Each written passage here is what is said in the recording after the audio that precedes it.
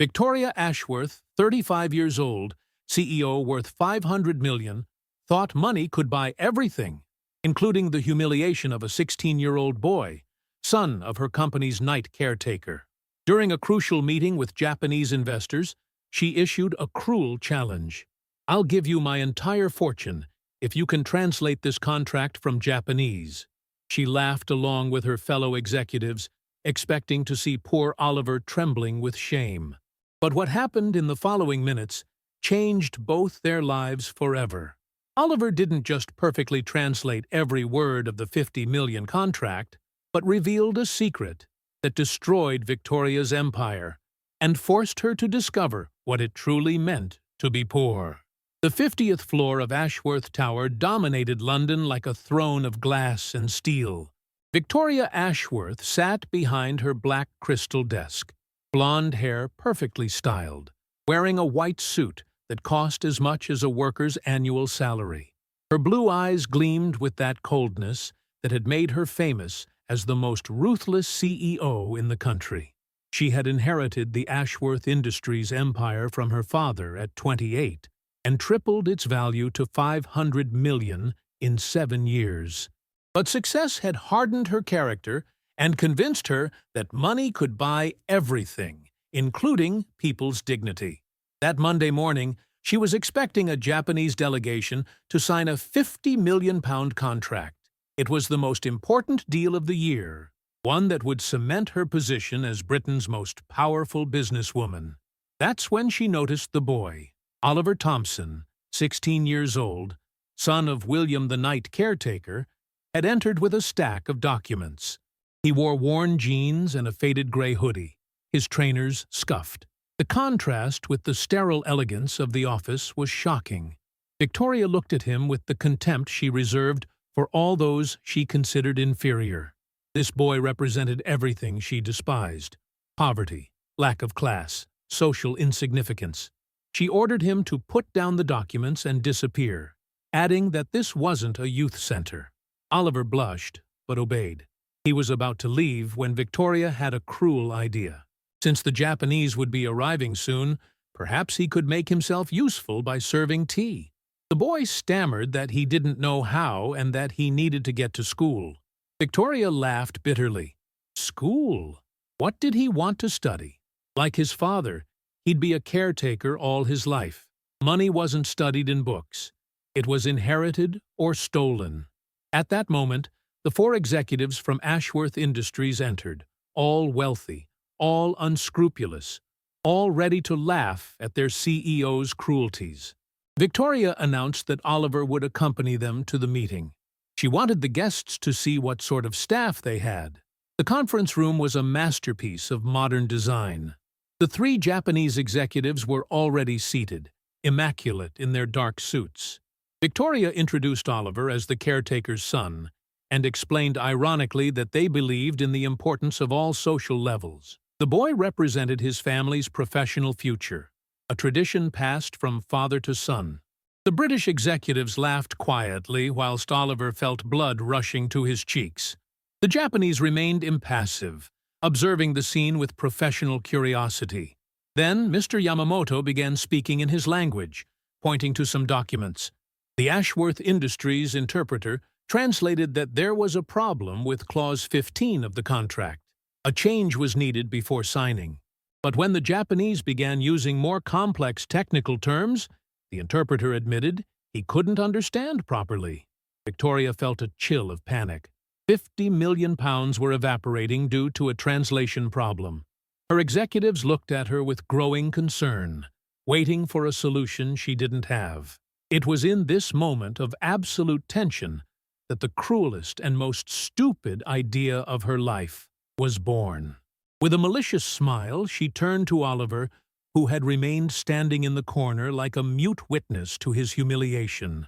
The challenge came like poison from her lips. She would give him all her money if he could translate what the Japanese were saying. £500 million for a street kid. It was the deal of his lifetime. The room fell into silence. The British executives looked at her incredulously. not knowing whether to laugh or worry about their CEO's mental health. The Japanese observed with growing interest. Oliver remained motionless, his face still red from the humiliation he'd suffered.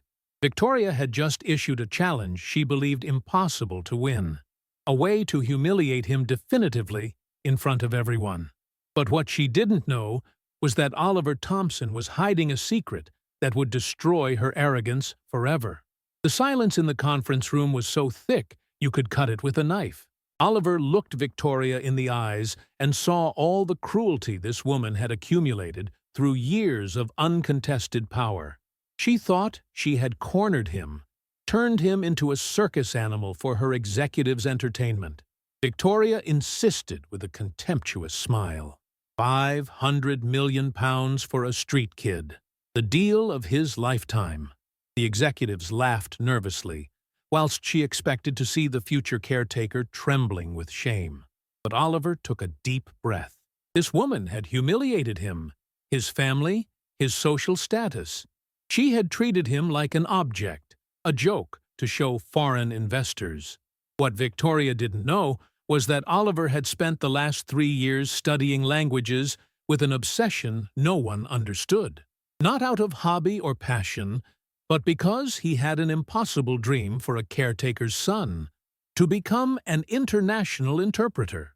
He had taught himself Japanese, watched anime with subtitles, read manga, studied grammar with books from the local library.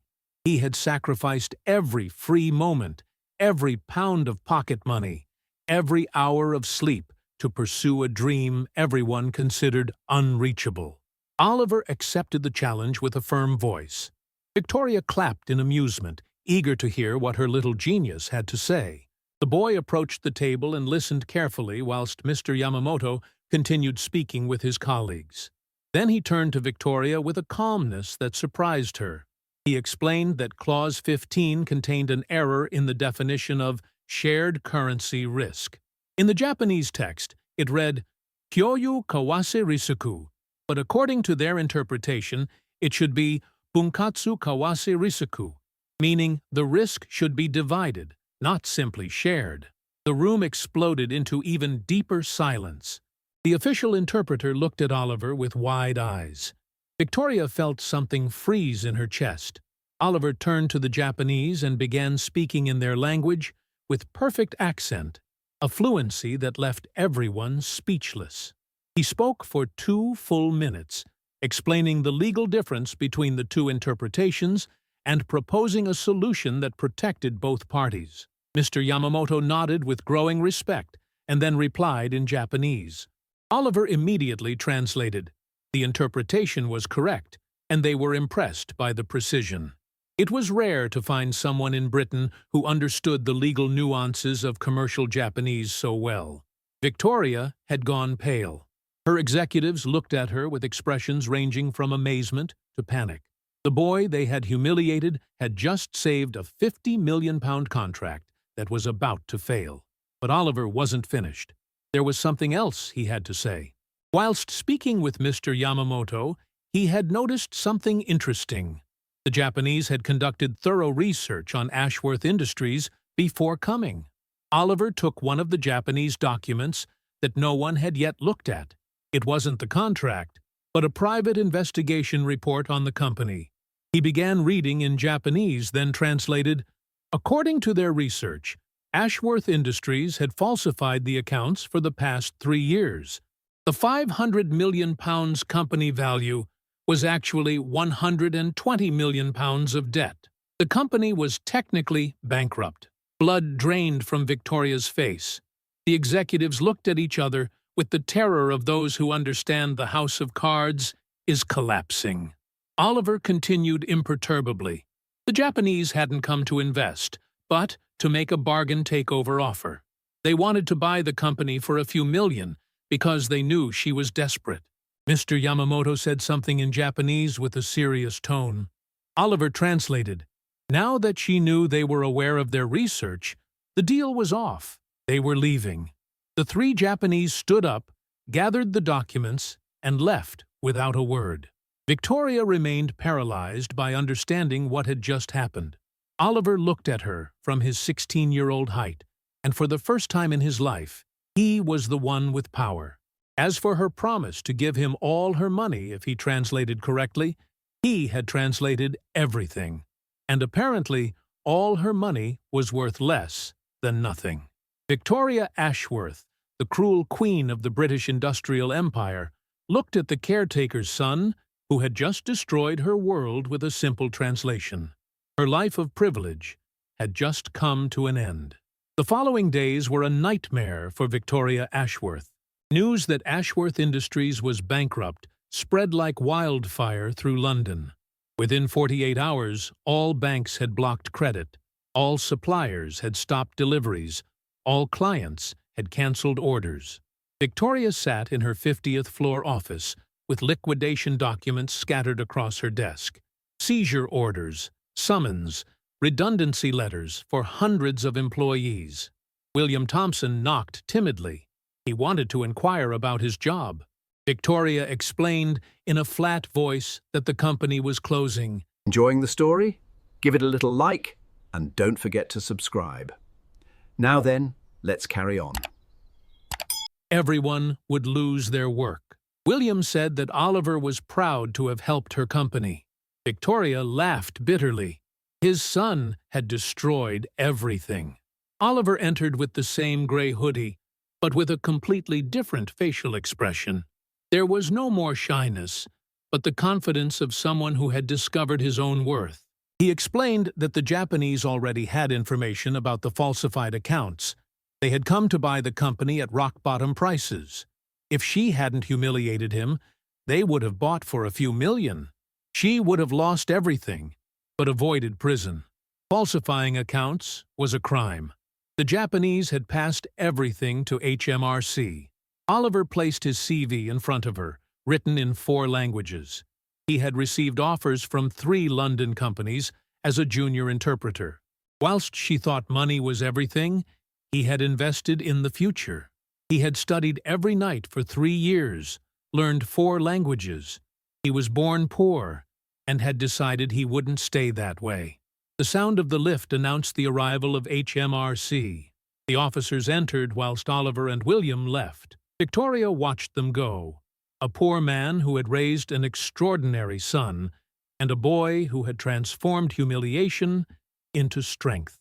6 months later, London had forgotten Victoria Ashworth. The newspapers spoke of the Ashworth affair as an example of how arrogance could destroy an empire. For Oliver, these months had been the most important of his life. He sat in the office of Global Communications Ltd, wearing his first real suit. At 17, he was the youngest simultaneous interpreter ever hired by the company. The video conference with Seoul was going perfectly. Oliver was translating a complex trade agreement, bridging different cultures. Mrs. Chen congratulated him on the precision and humility he showed. The flat where he lived with William was the same, but now there were economics books, a new computer, and above all, a future perspective that had seemed impossible before. During the break, the secretary announced that Victoria Ashworth wanted to speak with him. She had been released from prison the day before, on house arrest for good behavior. Victoria entered transformed. Hair in natural color, jeans and simple jumper, no makeup. She had come to apologize for the humiliation, but also to ask a favor. Now she lived in a bedsit, worked as a shop assistant, and earned £800 a month. For the first time, she had to count every penny, but she didn't know how. She didn't know how to live with little, how to survive without money. Oliver knew. Could he teach her? After long consideration, Oliver accepted. Not for her, but to prove that one could be poor without losing dignity. For the first time, Oliver saw something new in her eyes: humility. 2 weeks later, Oliver found himself doing something unthinkable, helping Victoria shop at a discount supermarket in Hackney, where she had rented a bedsit. The budget supermarket was full of families who checked every price, compared offers, used money-off vouchers. Victoria moved like a fish out of water, looking at prices with growing shock. Oliver patiently explained the differences. The washing powder from the discount store cost £3 instead of 8 at Harrods, not because of inferior quality, but because you weren't paying for brand, luxury packaging, or advertising. The pasta cost 60 pence instead of £2. Multiplied by everything you buy in a month, you understand why poor families shop here. Victoria took notes in a notebook and followed Oliver's lessons on how to live on £800 a month. Every day, she discovered a world she had never suspected existed. Walking between the aisles, she observed other customers with new curiosity. Mothers who calculated carefully, elderly people who gave up expensive products, young couples who divided purchases by price categories. Oliver told her his story. His father worked 3 jobs. He had started working at 14, delivering pizzas, giving private lessons, cleaning stairs. He studied languages at night, from 11 to 2, when the house was quiet. 3 hours of sleep depended on how much money they needed for bills. At the checkout, Victoria watched Oliver pay with small notes and carefully counted change. It was a gesture she had seen 1,000 times, but now she understood the weight of every penny. As they returned on the bus, Victoria reflected on the hardest part. It wasn't the money, but the feeling of being invisible. At work, customers looked at her as she had looked at Oliver, like objects one didn't notice. For 30 years, she had lived in a bubble, believing the world consisted only of important people. Everyone else was background. Now she understood that the real world was made of people like Oliver and William, people who worked, sacrificed, studied at night after 3-day jobs. Oliver explained why he was helping her. Initially, it was from anger. He wanted to see her suffer. But he had understood that hatred was a luxury he couldn't afford. Hatred consumed energy, time, concentration that he always had to invest in improving his life. By helping her become a better person, he proved to himself that he hadn't become like her, that poverty hadn't made him cruel, that success wouldn't make him arrogant. When they got off the bus, Victoria thanked him, not just for the shopping tips, but for showing her that one could be poor and still keep one's dignity. Oliver watched her go to her bedsit and felt something like respect for Victoria Ashworth for the first time, not for what she had been, but for what she was seeking to become. 1 year after the fall of the Ashworth Empire, London was celebrating its new linguistic prodigy.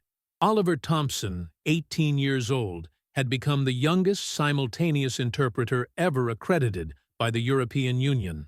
He sat in the conference hall of the Excel London, translating an international summit for heads of state from 12 countries. He wore an elegant but modest suit, and when he spoke into the microphones that transmitted his voice to hundreds of delegates, no one could have imagined that 2 years earlier he had been the shy son of a night caretaker. During the lunch break, he went out to the courtyard of the center to get some air. The day was going perfectly. Several delegates had thanked him for the precision of the translations. Victoria Ashworth was waiting by the fountain. She had changed even more. Hair cut simply but carefully. Cheap but well-ironed suit. An expression of serenity he had never seen in her. She had been working there as reception manager for international conferences for 3 months.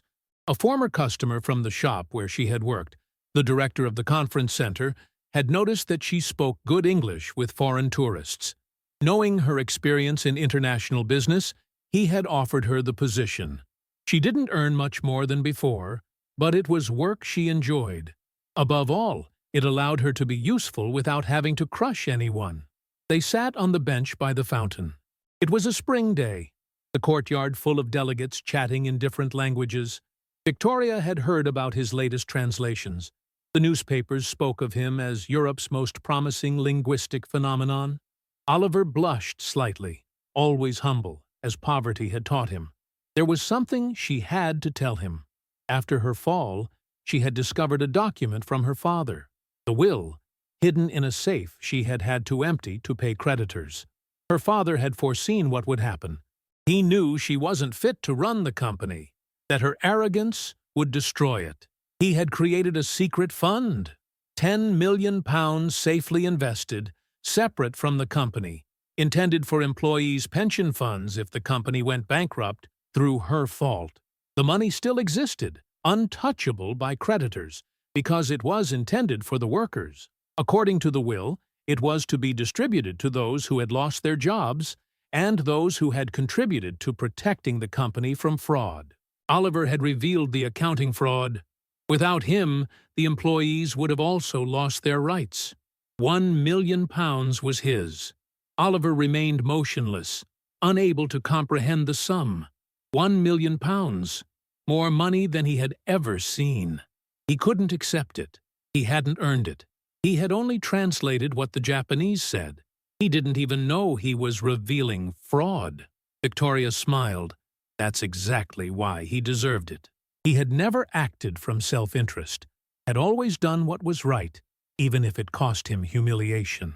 When Oliver asked what she got from all this, Victoria laughed softly. She had already received the most precious thing. She had learned what it meant to be a real person. She had discovered that one could be happy without money, respected without power, loved without buying affection. The money rightfully belonged to him. He could use it as he wished. But if she could offer advice, never forget where he came from. Money could change life, but it shouldn't change the heart. That evening, Oliver told his father everything in the council flat. William listened in silence, then said that the true treasure wasn't the inherited money, but that he had earned it by remaining himself. Oliver embraced the man who had taught him that dignity has no price, that honesty is worth more than any wealth, that the love of a poor but united family is the greatest inheritance. He understood that, millionaire or not, he was already the richest man in the world. Oliver's story proved that intelligence and dignity were worth more than any wealth, that respect is earned and not bought, that humility can defeat the most ruthless arrogance, and that the true treasure wasn't the money in the bank, but the strength of character that allowed one to conquer it whilst remaining true to oneself. If this story has shown you that intelligence and dignity are worth more than any wealth, smash that like button with all your might. Share to show that respect is earned, not bought. Tell us in the comments, do you believe Victoria truly learned her lesson? Was Oliver right to help her? And you, what would you have done with that £1 million? Subscribe now for more incredible stories of impossible revenge, life lessons that change everything, and proof that humility can defeat arrogance.